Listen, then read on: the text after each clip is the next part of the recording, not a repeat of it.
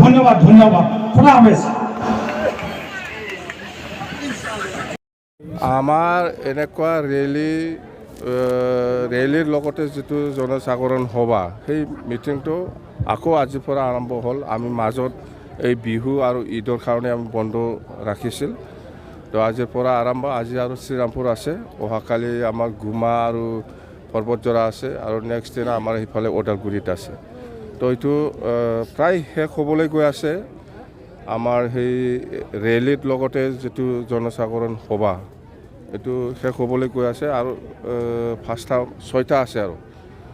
তো উদ্দেশ্য সেইটোৱে, আপোনালোকে জানে আমাৰ লাগে শান্তি, আমাক লাগে একতা, আমাক লাগে উন্নয়ন। সেইটো যাত্ৰালৈ আমি এইবিলাক প্ৰগ্ৰাম কৰি আছোঁ। আৰু আজিৰ দিনত চৰকাৰে যিটো নতুনকৈ যিটো ডিচিশ্যন লৈছে সেইটোতো মই কেতিয়াও ছাপোৰ্ট কৰিব নোৱাৰে। সেইটো হ'ল মাটি কিনা বেচাৰ যিটো ইনডাইৰেক্ট বন্ধ। মানুহে, আপোনালোকে জানে মানুহে মাটিটো কিয় বিক্ৰী কৰে? যেতিয়া বিপদ হয় তেতিয়াহে মানুহে মাটিটো বিক্ৰী হয়।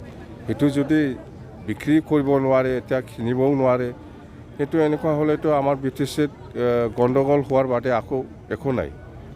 এইটো শান্তি নহয়, এইটো অশান্তিহে আনিব। তো এইবিলাক আৰু প্ৰমোদ বৰাই মই এলোকেশ্যনত যিটো দেখিছোঁ, কোটিটো নিজাববীয়া লৈছে, 400 কোটিটোহে বেলেগ বেলেগ EMক বগাই দিছে। এইবিলাক মানে কি ক'ম আৰু, সেইটো ঠিক হোৱা নাই। মুঠতে মই ছাপোৰ্ট নকৰোঁ এইবিলাক।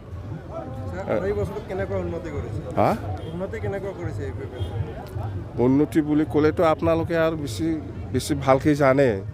3 বছৰত প্ৰমোদ বৰাই কি কৰিছে কৰা নাই আপোনালোকে বেছি ভালকৈ জানে। মই ক'ব লগা দৰকাৰ নাই। ৰাইজে আজি সকলো জাতি জনগোষ্ঠীয়ে ওলাই আহিছে আমাৰ BPF দলক আকৌ লাগে বুলি। প্ৰত্যেকটা মিটিঙত আপোনালোকে চাওক, খেল কৰক, সকলো জাতি জনগোষ্ঠী ওলাই আহিছে। মুছলিম হওক, অসমীয়া হওক, বেংগলী হওক, গাৰো, ৰাভা, আদিবাসী, বেংগলী চবেই ওলাই আহি আছে। আৰু আমাৰ সভাত যেনেকুৱা ৰিপ্ৰেজেণ্ট কৰাটো আমি দেখিবলৈ পাইছোঁ যে মানে এইবাৰ সঁচাকৈ BTC-বাসী ৰাইজে এই UPPL চৰকাৰক মানে সন্তুষ্ট নহয়, এইটো প্ৰকাশ পাইছে।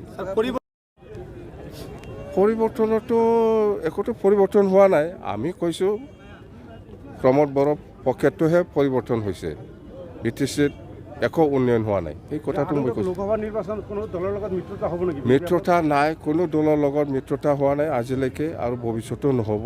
লোকসভাত আমাৰ BPF-এ আমি অকলে খেলিম, কাৰো লগত এলায়েন্স নকৰিম দেই। Thank you. 2টা, ওদালগুৰি 1টা, কোকৰাঝাৰ 1টা।